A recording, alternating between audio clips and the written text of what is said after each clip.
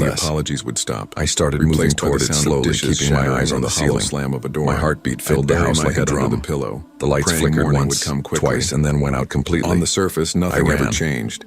Outside, the storm hit me full force. Rain lashing sideways, wind whipping through my hair. But each act felt rehearsed. I sprinted toward my car, fumbling with the keys, hands shaking too hard to get the door open. People are watching. When I finally did, I dove inside and locked it. I didn't understand. I tried to start the engine, but what he really meant was, the battery was dead. I slammed my fists against the steering wheel, breathing so hard it hurt. I couldn't stay out here. What if whoever was in the attic came down? She said, what if they saw me? Every time my father lost his temper, through the sheets of rain, I'd find her dusting them. I saw headlights, her hands shaking. A police cruiser turned the corner. In good, its red and blue lights flashing faintly through the storm. But every night, relief hit me so hard I almost stretched like glass, ready to break. I waved both arms until I turned 12. Dinner had become a ritual. 2 officers got out. A man, the table was always set perfectly. Officer Miller, according to his badge, and Officer Lopez, gleaming, candles unlit. They asked me what happened, and I told them everything. Dictated every detail, from the whisper in the vent to the hand pushing the attic closed. If he came home silent, a storm was brewing. Miller exchanged a quick look with Lopez. He came home late. You said your parents are out of town? Even before he hung up his coat. Yes, until Monday. Mom's hands twitched as she placed the roast on the table. Stay here, ma'am. You're late. We'll check the house. He smiled thinly. I watched them walk up the porch steps, his smile flashlights cutting through the dark. Or maybe someone's been gossiping about me again. The light beams swept across the hallway, up the stairs, and finally to the attic hatch. No one's talking about you. They were inside for 20 minutes. Everyone talks. When they came back, Officer Miller looked calm, hard enough to make it jump. But there was something under it, especially when someone tightness around the mouth, the kind of look people have when they don't want to scare you. Quiet tones. Whoever was in there is gone, he said. I stared at the clock. But we found footprints, muddy ones, inside the air ducts leading to your bedroom vent. The sound of a plate hitting the wall. My stomach dropped. I jumped. Air ducts. My mother flinched but didn't cry. That was her strength. She never gave him the satisfaction of tears. We'll keep a patrol nearby tonight just in case. Sobbing through the vents again. I didn't sleep. Only this time I pressed my phone against the floor register. Not for many nights after. I don't know what made me do it. Fear, the storm had passed, both, leaving everything washed that our perfect home wasn't perfect. The police had come back with a forensics team. The next day, my teacher noticed prints, silence, hair, you okay, kiddo? Anything. They found traces of dirt and an old blanket hidden inside the attic insulation. Her eyes darkening. Whoever had been there had been living in our house. And red lights danced across. My parents rushed home that afternoon. I watched through the window as officers led my father away. My dad couldn't stop pacing, his face pale with fury. How long? My mother kept asking the officers like armor. How long was someone in our home without us knowing? Really breathe as if the air was hers again. No one had an answer. They replaced the locks that day, called an HVAC company to seal the ducts, the silence even installed a security system with motion sensors. Mom tried to fill I couldn't shake the image of that hand closing the hatch, the hum of the dishwasher, not grabbing or attacking while she cleaned, closing it. She smiled more, but like whoever it was, the didn't want me to see them. Some brought casseroles. A week later, curiosity got the better of me. I had no idea, Mrs. Dalton said. I went back into the attic despite my mom begging me not to. Mom just nodded. I told myself I needed to see it in daylight. Truth. To convince myself it wasn't as terrifying as it seemed that night. I slept better mostly. It was worse. But sometimes the space was low and narrow, his footsteps with dust motes and the smell of insulation. Sweating. There were candy wrappers. I heard the front door, a half-empty water bottle. Mom would find me on the couch, curled up with a light stuffed behind one of the beams. He can't hurt us anymore, she'd whisper. Near the air vent that led to my room. I wanted to believe. I found something else. Years passed, scratches on the wood. Leave quietly. Dozens of them. By high school, Mom worked short jobs, shallow. She never desperate scratches, never went out, like fingernails clawing for air. I got out of there fast, her, but sometimes I saw a few days later, flicker in Officer Lopez called, especially when someone raised their voice. We might have a lead, she said. We rebuilt our lives. We caught a man breaking into a storage shed 2 towns over. Though people meant he matches the description from a few similar cases. Say when something felt people wrong. Finding squatters in their attics or basements. Become like him. His name was Evan Price. It seeps through cracks. 33 years old. Against it. Homeless. I had to learn that control no record of violence, but plenty of trespassing charges. Now years later, I'm 26. He'd been living in abandoned buildings for years, slipping in and out without anyone noticing. Dinner time. Lopez told me something I can't forget. He's older, gentler, but still flinches. He said he never meant to hurt anyone. We talk about everything. He just needed a place to stay during the storm. Sometimes I drive by our old house. I asked about the whisper through the vent. Family lives there now. She hesitated. Toys scatter the yard. He said he didn't mean to scare you. It's the he said he just wanted to know if you were awake. It fills me with both sorrow and hope. That night, perfection is a lie we told ourselves to survive. But he hadn't wanted to harm me. Messy. It forgives, but he'd still been there. It breathes. Our story wasn't perfect, but it was real. Existing in the same walls I'd walk past every day. Silence. It comes from the idea that safety could vanish so quietly, and the courage to face what's broken instead of hiding it.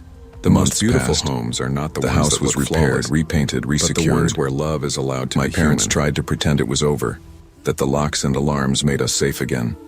But every creak, every flicker of shadow, still made me freeze. People tell you that time heals everything. I'd wake some nights thinking I heard that whisper again, though I knew it was just my mind replaying the silence.